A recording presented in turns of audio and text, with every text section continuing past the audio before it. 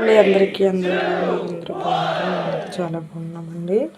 మీరు కూడా బాగుండాలని మనస్ఫూర్తిగా కోరుకుంటున్నామండి. Welcome to my channel Ammu's kitchen and vlog.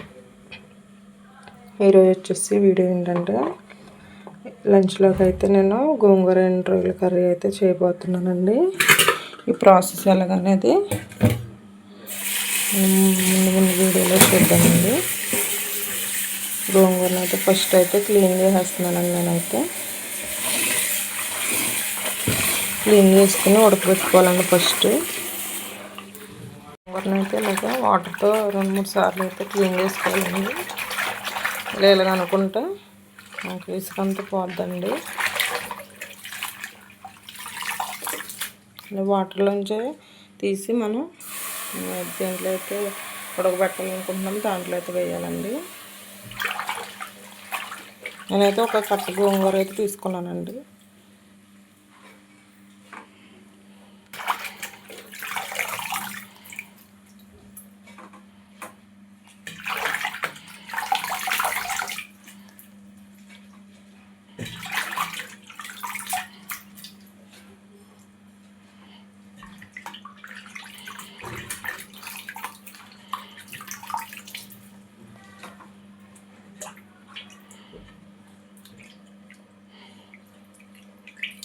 ఇది ఉడికేంత వరకు మనం ఉడికించుకోవాలండి గోంగూరని అయితే.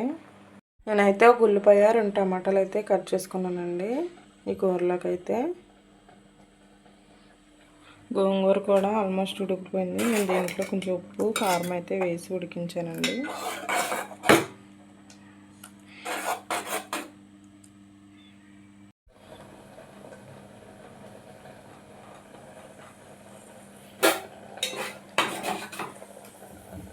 గోంగూర అయితే ఉడికిపోయిందండి. ప్యాన్ పెట్టుకుని ఆయిల్ వేసుకోవాలండి. గోంగూర కూరలో కొంచెం ఆయిల్ ఎక్కువగానే ఉంటుంది.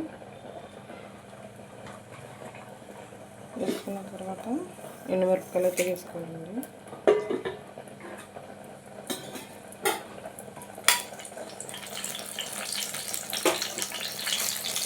కొంచెం వేగిన తర్వాత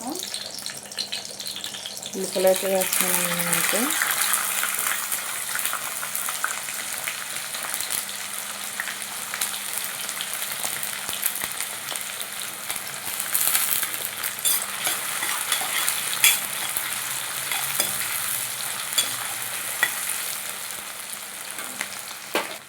మూత పెట్టుకోవాలండి.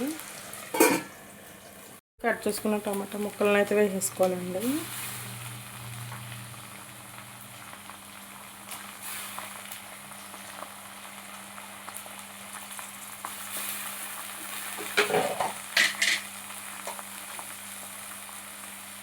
ఇందాక గోంగూరలో అయితే సాల్ట్ వేసాం కదండి. ఇప్పుడు ఈ ఉల్లిపాయలలో కూడా వేసుకోవాలి. వేసుకొని సార్ పెట్టుకొని మూత పెట్టుకోవాలండి.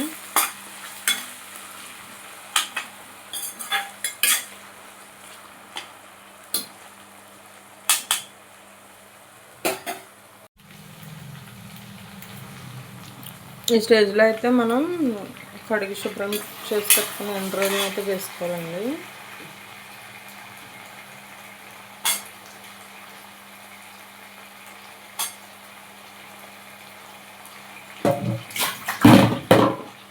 వేసుకుని ఒకసారి వేగేంత వరకు వేయించుకోవాలి.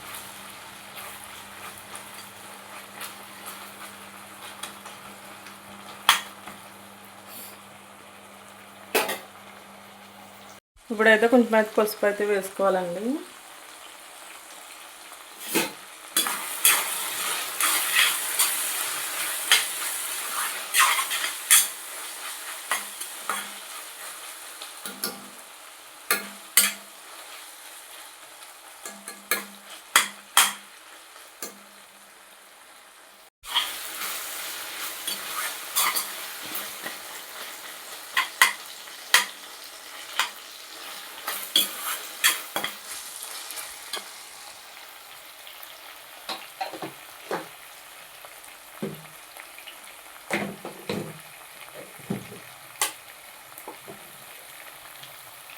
ఇప్పుడైతే కారం అయితే వేస్తున్నానండి.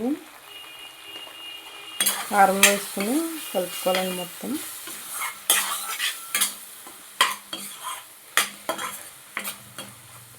నేనైతే ఇందులో ఎటువంటి వాటర్ ఇంకా వేయట్లేదండి.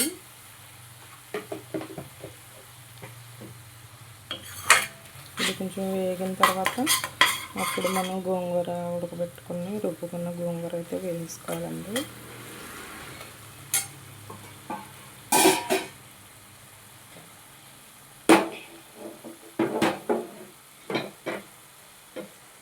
అయితే వేసేస్తున్నానండి.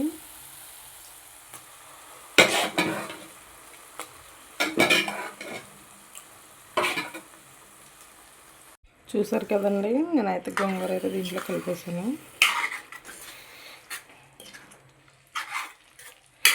నూనె అయితే ఎలా తేలుతుందో చూసారా.